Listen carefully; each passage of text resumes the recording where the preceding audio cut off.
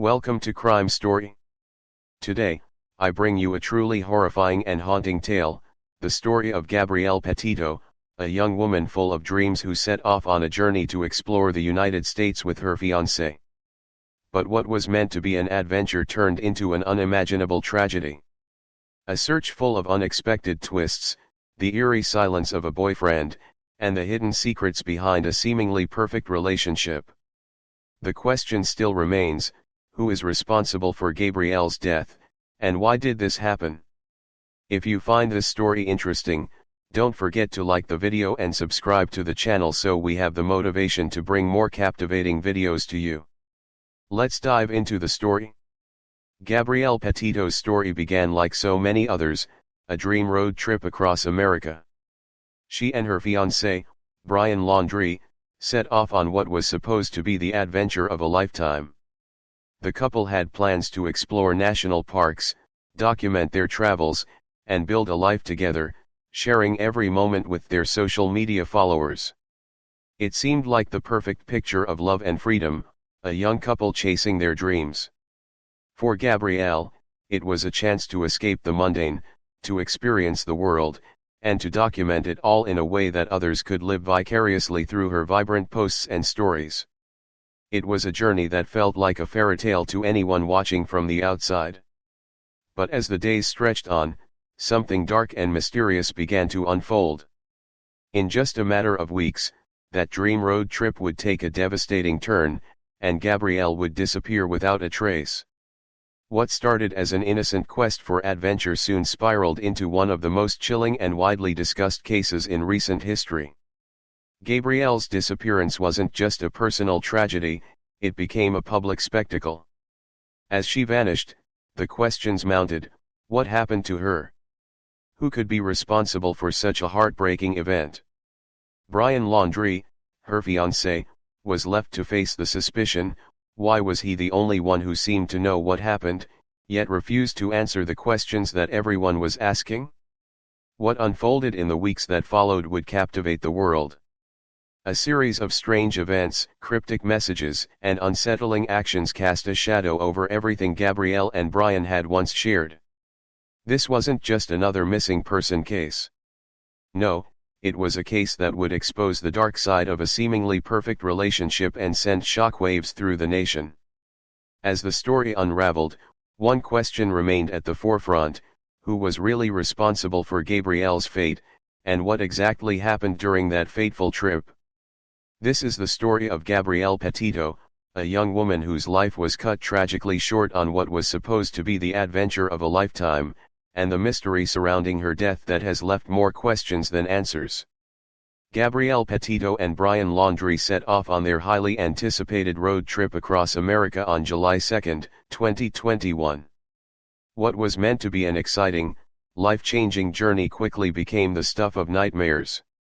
The couple documented their travels on social media, sharing glimpses of their adventures hiking through national parks, camping under the stars, and making memories they hoped would last forever. For many, it seemed like the perfect adventure: young love, the open road, and the promise of discovering new places together. But beneath the picturesque images, something darker was brewing. As the days passed, the tension between Gabrielle and Brian began to surface. It wasn't visible in the perfect Instagram photos they shared, but it was there, building quietly, hidden behind the facade of happiness. The pressure of being on the road, the constant togetherness, and perhaps unresolved issues from before the trip started to take a toll. On August 12, the simmering tension boiled over in a public argument that would change everything. The couple found themselves outside the Moonflower Community Cooperative in Moab, Utah, where an onlooker made a 911 call after witnessing a violent altercation between the two. Gabrielle was described as visibly upset, crying, and saying she was exhausted physically and emotionally. Brian, on the other hand, seemed distant and dismissive. He just wanted to move on, ignoring the obvious emotional distress Gabrielle was in. It wasn't the first time the couple had fought on this trip, but this time, it was different. Something about this confrontation felt much more serious, even though both Gabrielle and Brian downplayed the incident when officers arrived. They both denied that it was anything more than a misunderstanding.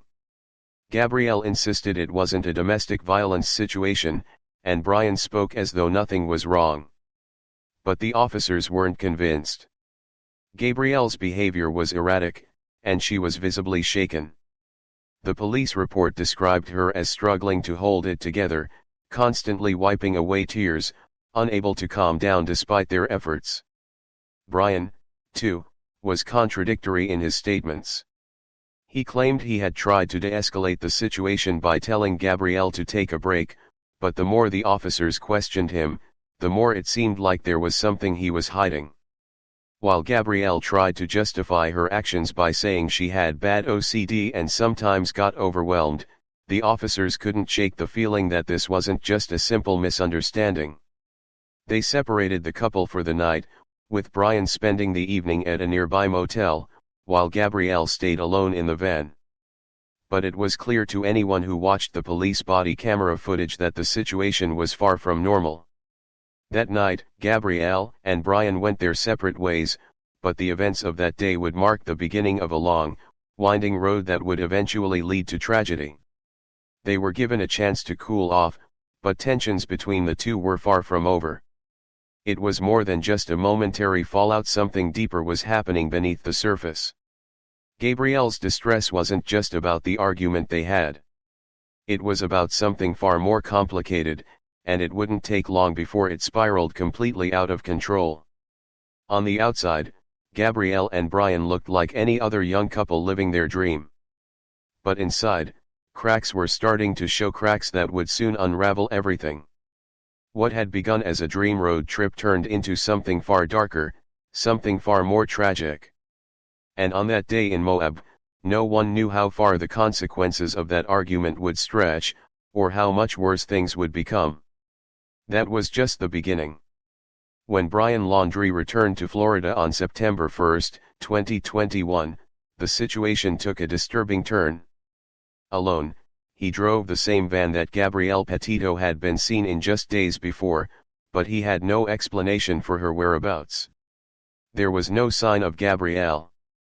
No phone call. No message. No social media post. The silence was deafening, and the absence of an explanation from Brian only deepened the mystery. What was supposed to be a joyful return home after a months-long road trip quickly began to seem like the beginning of something far more sinister. Brian's decision to return without Gabrielle raised immediate questions. Why had he come home alone? Where was Gabrielle? Surely, by this point, he must have known that her family would be worried. After all, she had been in constant contact with her family, and they hadn't heard from her in several days. But rather than reach out or give an explanation, Brian remained eerily quiet. Instead of contacting Gabrielle's family or police, Brian chose to retreat into the comfort of his home, as if nothing had happened. At first, police had no idea that anything was seriously wrong. Missing person reports were filed, but it wasn't until a few days later that the police realized they were dealing with something much more disturbing than a simple misunderstanding. By the time Gabrielle's family called the authorities on September 11, reporting that they hadn't heard from her since late August, the situation began to feel far more ominous. Brian, meanwhile, had done little to cooperate with the investigation. When the police began questioning him about Gabrielle's disappearance, he refused to speak. His lawyer stepped in, and the Laundrie family remained silent. This refusal to help only intensified the suspicion surrounding Brian. Why wasn't he more concerned about Gabrielle's well-being? Why wasn't he answering the most basic questions? The more the authorities tried to piece together the timeline of events, the more gaps began to emerge in Brian's story. By the time police began to dig deeper into his movements after returning home, it was becoming impossible to ignore the red flags. He had returned to his family's home on September 1, but didn't mention Gabrielle's disappearance or try to contact anyone. More troublingly, he had also refused to provide any information to law enforcement, refusing to discuss where Gabrielle might be. The more police uncovered, the more apparent it became that something was terribly wrong. Gabrielle had seemingly vanished without a trace, and Brian had no answers. His silence was deafening, and soon, it would become clear that his behavior was a signal of something far more sinister. What was he hiding? Why was he acting so strangely? The authorities were now certain that they were dealing with a much larger and darker situation than they had first thought. Despite the mounting pressure, Brian continued to keep his distance from the investigation, offering no clues, no leads, and no explanation for his fiancée's disappearance. He had nothing to say about the van ride from Wyoming to Florida, nothing to say about the events that led to Gabrielle's absence, and nothing to say about the many concerns that were now mounting about his involvement. As more days passed with no word from Gabrielle and no cooperation from Brian, the case began to unravel in terrifying ways. Gabrielle's family, who had once hoped for a safe return, now feared the worst. And the deeper law enforcement dug, the more convinced they became that the answer lay with Brian. As the days turned into weeks and no sign of Gabrielle surfaced, the authorities realized that they were chasing a shadow, a person who wasn't ready to come clean, and a story that didn't add up. Brian's silence was no longer just unusual, it was an active hindrance to the investigation. With no cooperation from him, the search for Gabrielle was now more urgent than ever. Something wasn't right, and the police had to dig deeper into Brian's actions in the days leading up to his return home. The pieces of the puzzle were starting to fall into place, but the question still loomed large: was Brian a victim of circumstance, or was he hiding something far darker? The search for Gabrielle Petito had been growing increasingly desperate, and the world waited, holding its breath, as authorities scoured the remote, rugged terrain of the Bridger-Teton National Forest in Wyoming. Days turned into weeks, and every lead seemed to turn up nothing. For her family and friends, the hope of finding Gabrielle alive was fading, but they refused to give up. On September 19, their worst fears were realized when a tragic discovery was made in the very same forest where Gabrielle had last been seen. It was a moment no one was prepared for. The heartbreaking news came that Gabrielle's remains had been found in a remote area of the forest, not far from the campsite where her van had been seen earlier. The search that had begun as a mission to bring a missing woman back home had now turned into a murder investigation. The discovery shook everyone to their core, especially those who had been following the case from the beginning, hoping for a miracle, but knowing deep down that the likelihood of finding Gabrielle alive was slipping away with each passing day. The autopsy confirmed the worst possible scenario.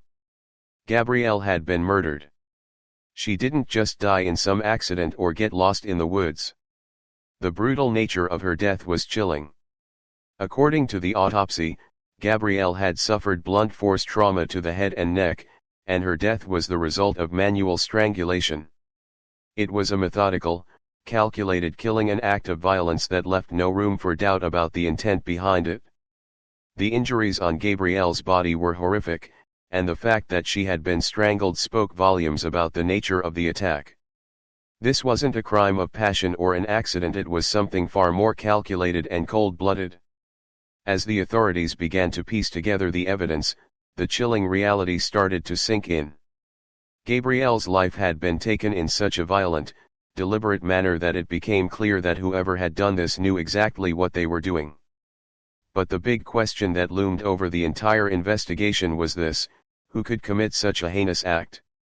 Who was capable of taking the life of a young woman with such callous disregard for her future, for the love she had shared with the person she trusted most? All eyes turned to Brian Laundrie, Gabrielle's fiancé. He had been the last person known to be with her, and his actions in the days leading up to her disappearance were only raising more suspicions. He had refused to cooperate with the authorities, and his erratic behavior since returning to Florida only made him appear more guilty in the eyes of many. The discovery of Gabrielle's body pushed the investigation into high gear. With her remains now confirmed to be the result of a violent crime, the authorities knew they had to dig deeper into Brian's movements, his whereabouts, and his relationship with Gabrielle. The tragedy of Gabrielle's death was undeniable, but it also marked a turning point in the case. What had started as a missing persons investigation had now become a full-blown murder investigation, with Brian Laundrie at the center of it all. The authorities began to question him more intensely, trying to unravel the story behind his strange behavior, his silence, and the disturbing evidence that was now coming to light. Gabrielle had been a vibrant, loving young woman with so much potential, and now her life had been taken in the most brutal of ways. But the question of who could be responsible for this crime hung heavy in the air. The discovery of Gabrielle's remains was a devastating blow to her family and friends, but it also marked the beginning of a pursuit for justice. Every detail of the investigation now held even more weight as the search for the truth began. Who killed Gabrielle Petito? And what could drive someone to commit such a horrific act? As the investigation pressed on, the answers seemed more elusive than ever. The case had taken a dark and twisted turn, and there was no going back from this point. What would be uncovered next was yet to be seen, but one thing was certain: the search for the truth had only just begun. The discovery of Gabrielle Petito's remains sent shockwaves through the nation. Her life had been taken in the most brutal of ways, and the authorities quickly turned their focus to the one person who could answer the most pressing question: who did this? The answer, for many, seemed obvious: Brian Laundrie. He was the last person known to be with Gabrielle, and his behavior in the days following her disappearance had been suspicious at best. As the investigation into Gabrielle's death deepened, Brian's actions became the center of attention, sparking a nationwide manhunt that would capture the public's imagination for weeks. As the authorities worked tirelessly to piece together the timeline of events leading up to Gabrielle's tragic death, Brian Laundrie had already gone into hiding. On September 13, just 2 days after Gabrielle was reported missing, Brian disappeared without a trace. His parents claimed that they hadn't seen him since September 13, but suspicions were already mounting. Why had Brian vanished so suddenly? What was he hiding? The silence surrounding Brian's disappearance only deepened the mystery. What made the situation even more suspicious was the behavior of Brian's parents. Instead of cooperating with law enforcement, they remained strangely quiet, refusing to speak to the police about their son's whereabouts or the events leading up to Gabrielle's death. As the authorities began to question Brian's family, they were met with resistance. The Laundrie family's refusal to cooperate with the investigation raised more questions than answers. Why weren't they helping the police? What were they so desperate to protect? The public was left with an overwhelming sense of unease as Brian's disappearance turned into a full-blown manhunt. The search for him became a national obsession, with news outlets covering every detail of the case, from the search areas to the theories about where he might be hiding. Authorities scoured the Florida swamps, desperately trying to find any trace of Brian, but it seemed like he had vanished without a trace. It wasn't until September 17 that the Laundrie family officially reported Brian missing, but by then, it was clear to the police and the public that something wasn't right. The search for Brian became a media frenzy. The more the police uncovered, the more it seemed like Brian had orchestrated his disappearance with a level of calculation that made it even more troubling. He had returned home from his cross-country trip with Gabrielle in the van, but instead of facing the reality of what had happened, he chose to go into hiding. His refusal to speak to the police and his family's silence only made the situation more bizarre. The questions started piling up: why wasn't Brian speaking? What was his plan? And what had really happened during those final days with Gabrielle? As days turned into weeks, the search expanded. The authorities focused their attention on the area around his family's home in Northport, Florida. They searched the nearby nature reserves, hoping to find any clue that would lead them to Brian. But with each passing day, the trail grew colder. His parents claimed that they had no idea where Brian had gone, but their reluctance to help the investigation left many wondering if they knew more than they were letting on. Was Brian really on the run, or were his parents protecting him? The media's coverage of the manhunt grew increasingly intense. Social media platforms were flooded with tips and theories, with armchair detectives offering their own takes on Brian's whereabouts. Some claimed he was hiding out in the wilderness, while others believed he had fled the country. But no matter where the theories took them, the truth remained elusive. Brian Laundrie was a ghost, slipping through the cracks while the entire nation watched with bated breath. In the meantime, Gabrielle's family continued to mourn the loss of their daughter, while desperately hoping for justice. The national outpouring of support for Gabrielle's family only made the public's interest in Brian's fate grow stronger. People wanted answers, wanted to know where Brian was, and why he had done what he had done. Why had he left Gabrielle behind, and why had he disappeared so suddenly after everything that had happened? It wasn't just a search for a suspect anymore, it had become a search for the truth. What was Brian Laundrie hiding? What had really happened during those final days on the road? And why was he so determined to remain silent, even as the world demanded answers? The search for Brian was far from over, but with every passing day, the mystery surrounding his disappearance only deepened. The authorities knew that Brian held the key to everything, but he wasn't giving up his secrets easily. The manhunt for Brian Laundrie had become one of the most compelling and tragic stories in recent memory, and it was clear that it wasn't just about finding him, it was about uncovering the truth behind the devastating loss of Gabrielle Petito. The search for answers in the case of Gabrielle Petito took another shocking turn in January 2022, when the FBI revealed a discovery that sent shockwaves through the investigation. It wasn't just another piece of evidence, it was the key to understanding what had really happened between Gabrielle and Brian Laundrie during their final days together. The discovery came in the form of Brian's notebook, which had been found near his remains in a Florida nature preserve months earlier. Inside that notebook was a chilling confession from Brian himself, admitting to killing Gabrielle. The revelation was nothing short of a bombshell. Brian, in his final moments, had written down his version of events, attempting to explain his actions. In his notebook, Brian claimed that he had ended Gabrielle's life after she had fallen and injured herself.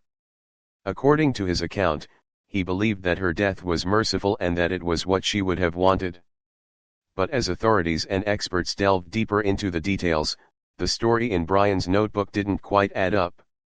Was this the truth? Or was Brian simply trying to justify his horrific actions in a final attempt to absolve himself of guilt? The chilling words on the pages of the notebook painted a picture of Brian as someone who couldn't come to terms with his own actions. But the timeline of events, the evidence found at the scene, and Gabrielle's own struggles leading up to her death didn't match up with Brian's version of what had happened. His confession seemed more like an attempt to make sense of the unspeakable, rather than a true reflection of the events. Was he trying to rationalize his crime, or was there something deeper behind the motive that he refused to fully reveal?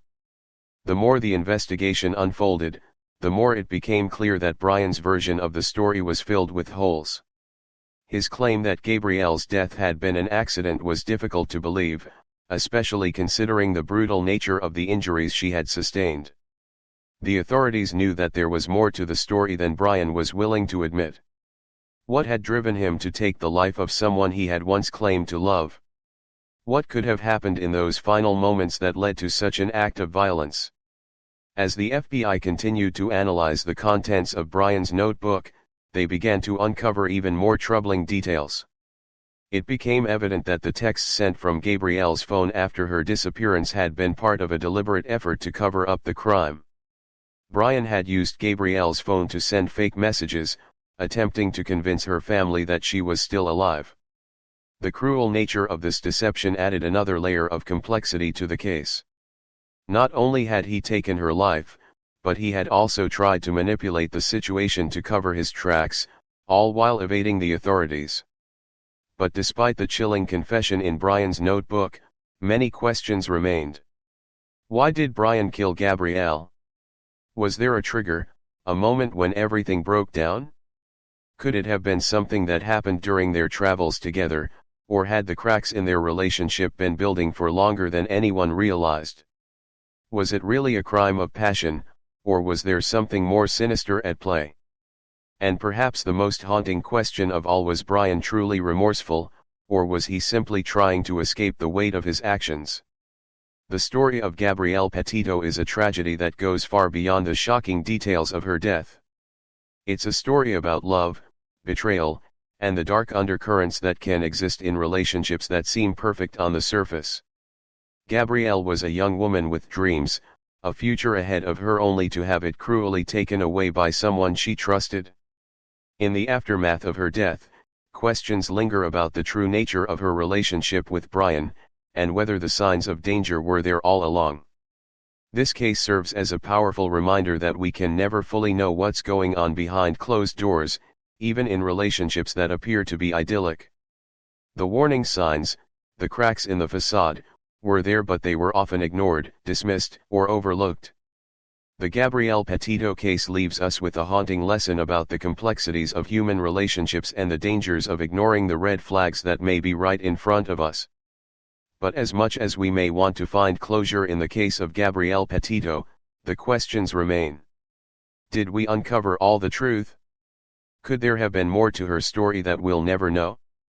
And what lessons can we learn from the signs we ignored along the way? Gabrielle's death is a tragedy that will continue to haunt us, and it will always be a reminder of how fragile life can be. As we reflect on this case, we're left with a sense of loss and an unresolved mystery. The answers we seek may never be fully revealed, but one thing is certain: the memory of Gabrielle Petito and the lessons from her story will stay with us forever. Leave your thoughts in the comments below, and don't forget to like and subscribe for more real crime stories. Thank you for watching. We truly appreciate your support. If you enjoyed this story and want to hear more real crime tales, make sure to like, subscribe, and hit the notification bell so you never miss an update. Your engagement helps us create even more content to bring these chilling stories to light. Stay tuned, and we'll see you in the next video.